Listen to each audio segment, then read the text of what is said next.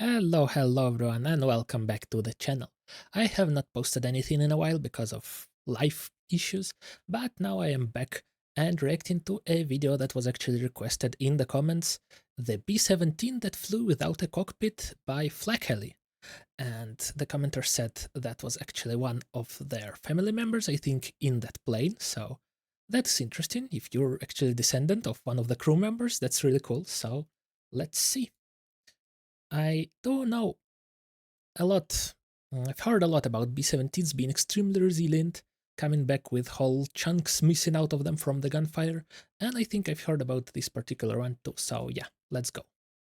It was the 14th of July, 1944, a thunderous evening. Cruising at 25,000 feet, 24-year-old First Lieutenant Ewald Swanson of the 483rd Bomb Group was pilot of a B-17G Flying Fortress, nicknamed Mizpah. Okay.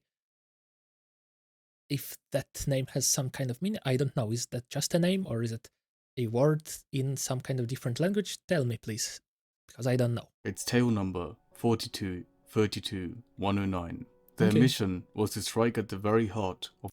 So that's interesting. I see it has like victory markings on it, so did it shoot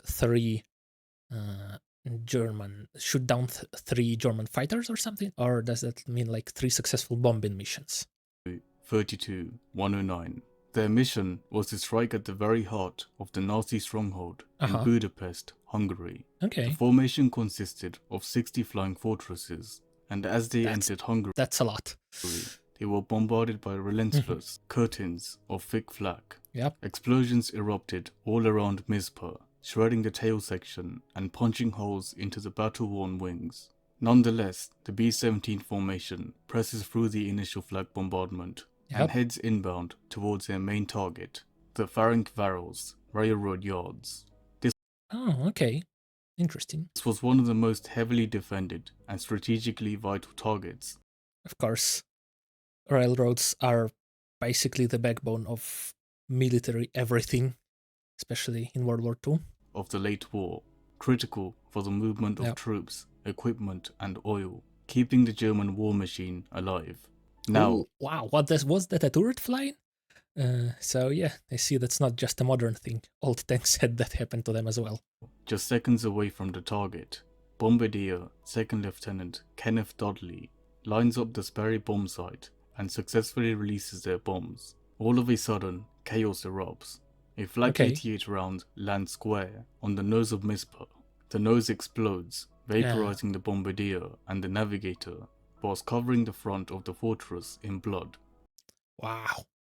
So yeah, that is the whole nose. I do know the cockpit was a bit higher, that the very tip of the nose was actually where the Bombardier sits, but the cockpit itself, I assume, is like, well, not completely destroyed, because the plane did come back, I assume. The nose peels off above the aircraft, and shrapnel from the cockpit ricochets throughout the cabin, piercing wing gunner Sergeant Wesley Tucker in the chest.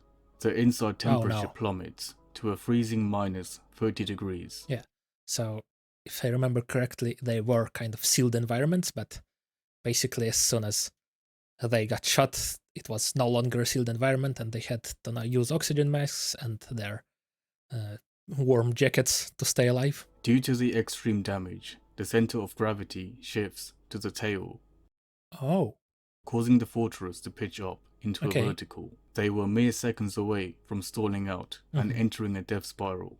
Astonishingly, First Lieutenant Ewald Swanson, despite no longer having a cockpit, regains control of the battered B-17 and re-enters the formation. Okay, so I assume like the front of the cockpit was blown off, but the controls were still intact, it seems.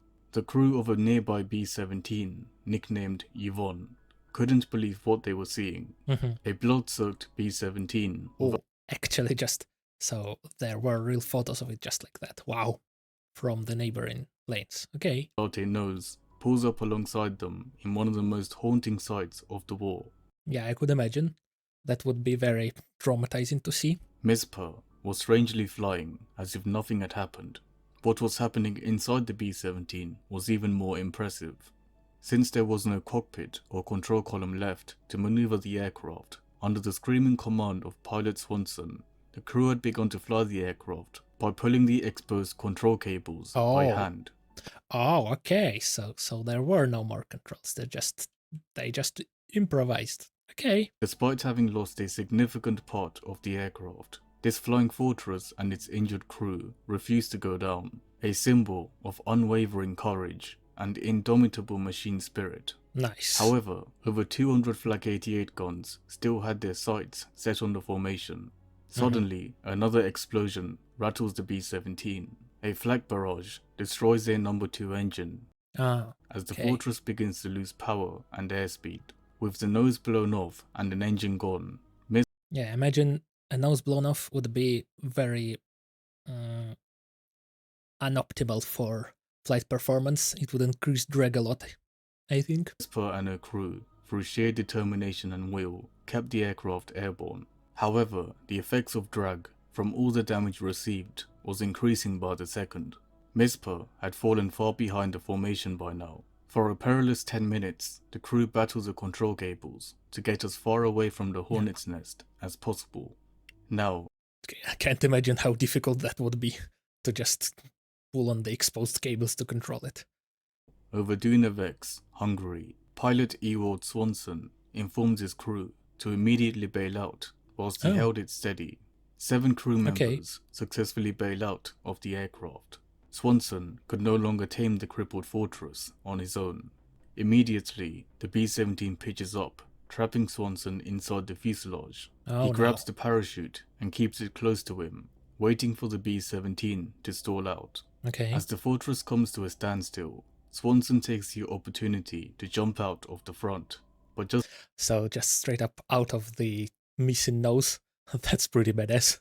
Just as he does, his chute catches the torn metal of the cockpit, ripping through the fabric with brutal force. This was a blessing in disguise, however, as if the fabric hadn't torn, he would have gone down with the ship, pinned by centrifugal forces. Swanson is violently flung back, narrowly missing the tail section of the B-17.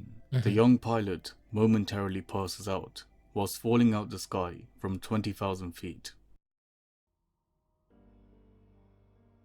When he opened his eyes, he was seconds away from hitting the ground. First Lieutenant Ewald Swanson immediately opens his parachute. Wow, is that actually a photo of him and the parachute was this damaged?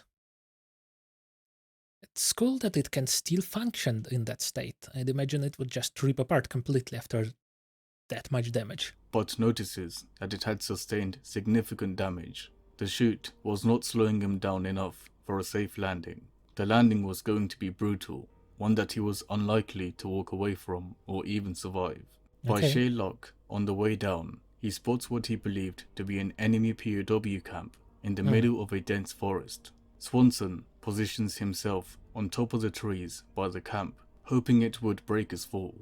Several seconds later, he crashes into the dense treetop. First Lieutenant Swanson suffers a broken left leg alongside deep tissue cuts from the tree branches. Against all odds, he survives the So is that actually him again? In the photo? landing. The German medics of the POW camp quickly spot Swanson's body in the brush and recover him. They administer life-saving first aid to the young pilot, who has at this point stared death in the face and kept going. In fact, to his amazement, he finds out that the entire crew of his B-17 had survived. His crew were captured nearby, only to meet up at the same camp their pilot had somehow ended up at. Well, that's unfortunate, but at least they were alive. A happy accident, as they put it. The crew would endure 9 long months through the harsh cold winter at the POW camp. On the 30th of April 1945, US troops would liberate the crew of Mizpah. The war for these young men had finally come to an end. The 8 survivors would return home to the USA that night. Ewald Swanson's bravery that day would earn him the prestigious rank of Lieutenant Colonel before his retirement from the United States Air Force. After the war, he returned to a quieter life, marrying his beloved Catherine Swanson and raising a son together at Michigan, USA. Yet, it was the bond with his B-17 crewmates that remained closest to his heart.